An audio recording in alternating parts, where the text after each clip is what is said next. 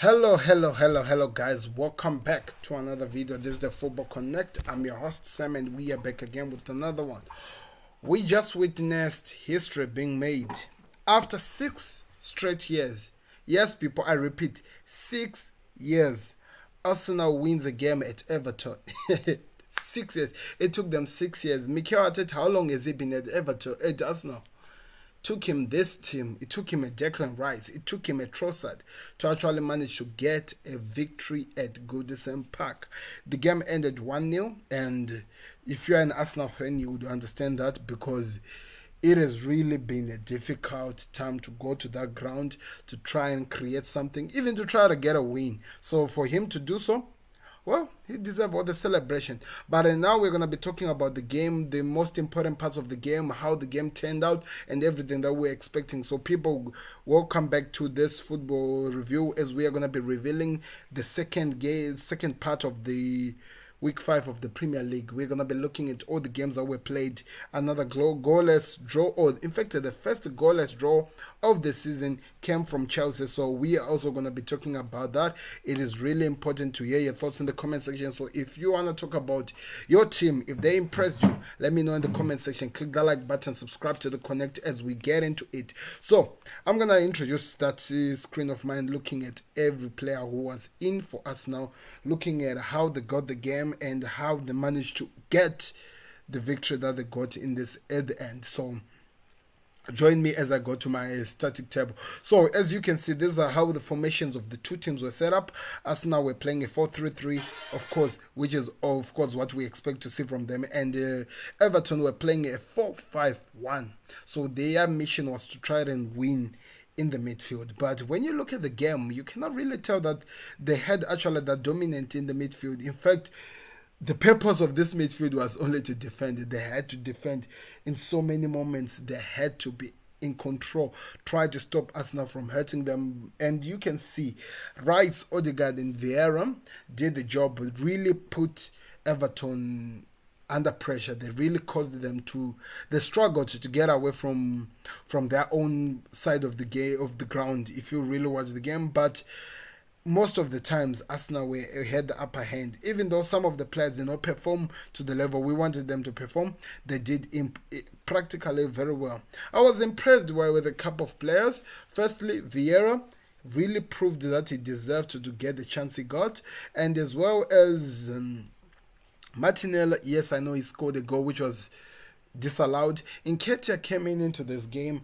Did he really deserve to be in this game? I don't really know. I thought as Jesus is fit, he should be the one who takes over. And as you can already see here, Jesus, who came in the, like with the time he got into the game, he actually had more impact into the game with around 6.2, the rating he got over the 6.0 that Nketiah got. Saka played so well, that's why he got the assist for the Trossard goal, who, by the way, I think was very important, the way he came into the game, the way he was attacking, and the way those guys were trying to do so.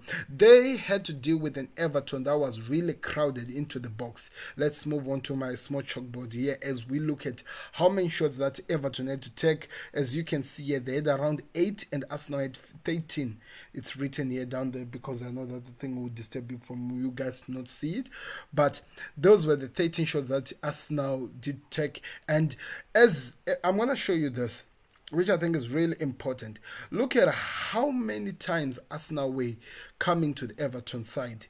They were moving the balls in so many chances. Sometimes they had to go back to try and regroup so that they can create so many chances. And as you can see, they didn't have so many chances in the 16 area. In fact, I think it was only one chance that was in the 16 area.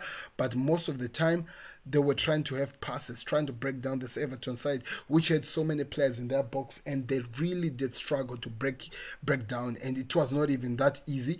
And I also felt like, Everton, it's a team that is lacking in confidence. And one thing that we have come to know of Goodison Park, I think this is very important before I even go more into the tactics. One thing that's really important, which I think has always caused us now the problems to break down this Everton side at Goodison Park, it's always the crowd. The 12th man of Everton, they are always in it. They're always there to cause problems, to try to push teams that they play against out in terms of concentration, so that they at least try to get something in the game. That was what was missing today in the game. I felt like Everton were really not there into supporting that squad. I felt like there was that fear in the Goodison Park, in the ground. They were afraid. They did not know what could happen in this game, because that team has not been performing well, and also maybe was caused because so many times they find themselves fighting relegation. Now 2 seasons that have passed that they've been fighting relegation, and their fear fed in so well into the ground, into the pitch, into the players. They are used to seeing their fans fighting for them, Everton Football Club, the team, by the way. But today they did not get that same response from the team, and that could be one of the reasons why maybe, just maybe, they got the upper hand us now in the game. Because in terms of tactics, in terms of movement of the ball, passes, ball possession, dominating the game, Arsenal had that to a T. They controlled the attempts. The attempts, as you can see, the tackles, Everton were actually the ones that were on an upper hand when it comes to that. But look at this. In terms of dribbles, Arsenal were on top.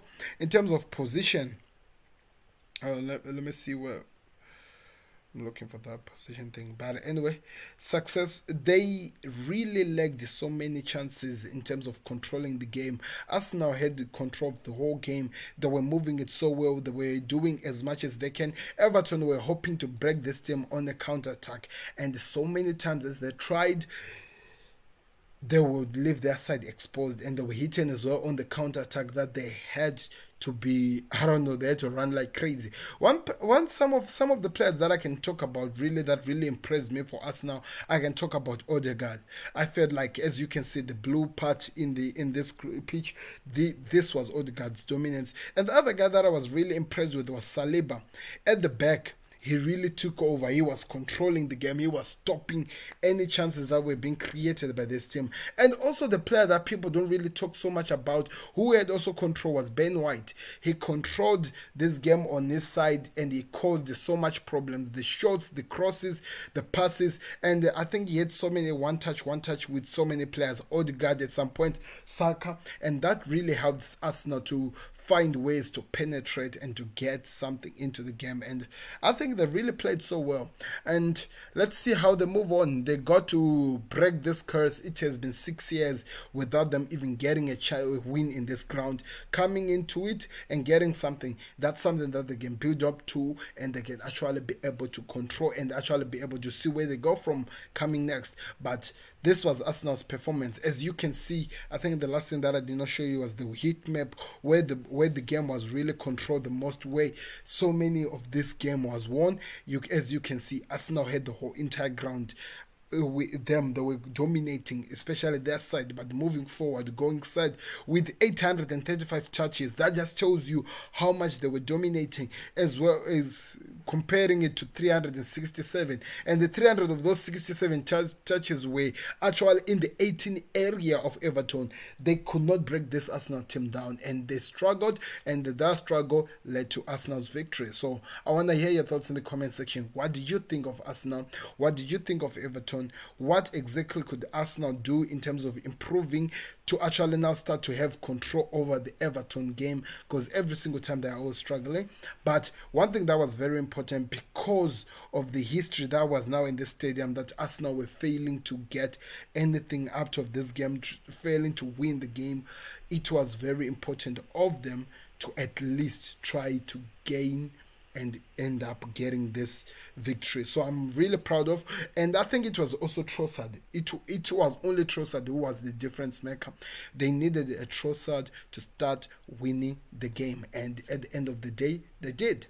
Now let's talk about the other game that was played earlier on, where we saw Chelsea playing against Bournemouth. It was a good game. I actually predicted that Chelsea were going to be beaten, but that did not really turn to the way I thought. But I think what I was saying in the preview was actually correct. You can go check the preview.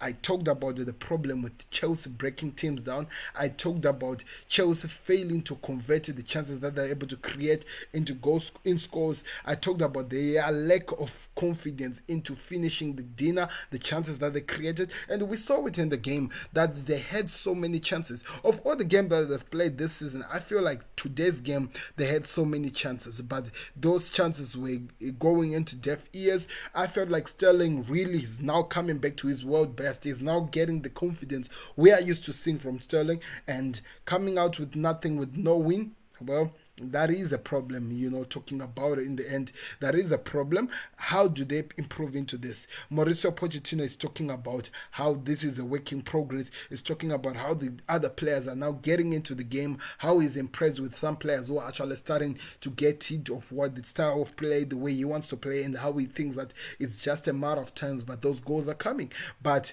with the next games that are coming for Chelsea, that is gonna be a really, really, really hard thing to actually even, give a prediction or even try to describe or even try to believe in. So let's go back again into that analysis board just to tell you how the game was. Like the men of the matches, you can see by who scored, they're talking about Neto, because so many chances that he had to save, so many chances that he had to stop from losing. As you can see, Chelsea were really playing so well in terms of how they dominated, how they were attacking. Sterling had a ball shot that he kicked from, I think it was from outside, which hit the post. Also, Jackson did the same thing. Mikel Mondre came in by the belief of the manager, came in and proved that he was able to play.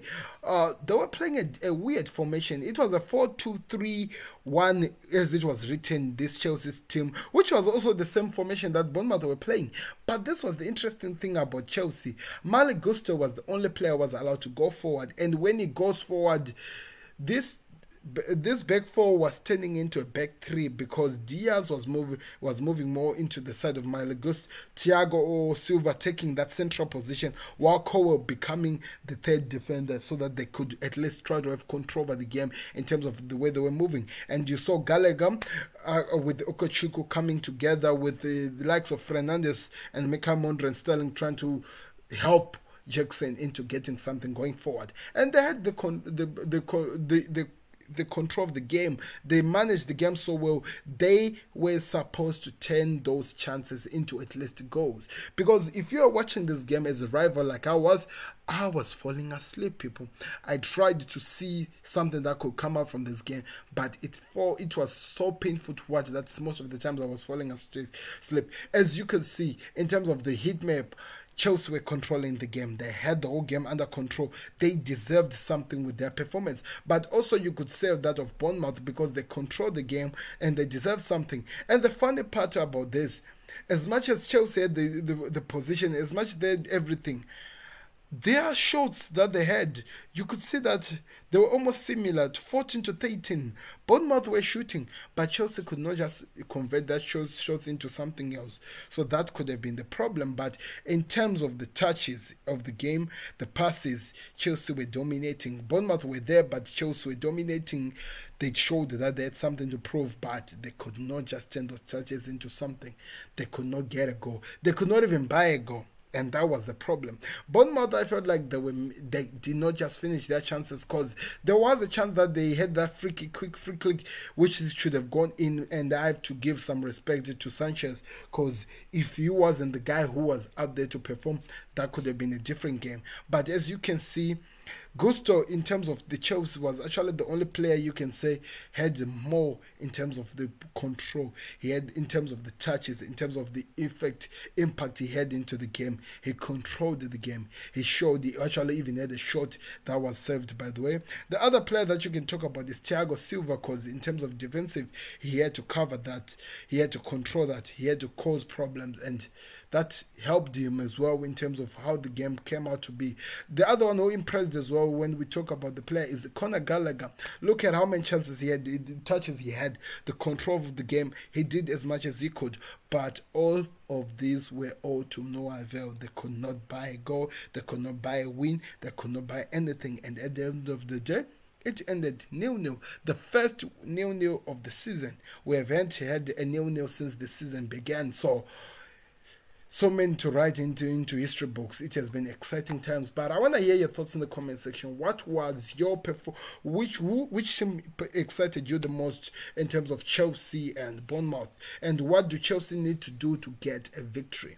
I don't know. I want to hear. There are gonna be some controversial things that are gonna be talked about in today's games. Let's move talk about the Arsenal side. I think we're gonna hear people complaining, the Everton players, supporters complaining about why they were not given the chance to get that penalty in terms of the way Saliba was able to block that. The Liverpool Dominic Soboslai got a penalty. Marcus Rashford got a penalty in terms of even a lesser chance than that.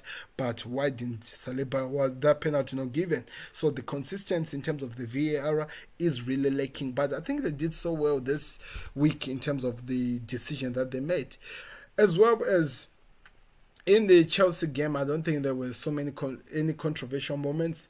I felt like the game was played so well. I felt like Bournemouth controlled the game, and I felt like they deserved whatever they got. But at the end of the day, it finished 0-0 and 1-0. So let me know your thoughts in the comment section. If you have any thoughts, leave them in the comment section. I want to hear what you thought of the game, who impressed you, and what you're expecting to see. But anyway, I've been Sam, and I'm going out, people. I'll be back again with another. Click that like button, subscribe to the Connect, and the stream, as you can see, comes to an end as we will continue with the Connect. I'm out. Peace.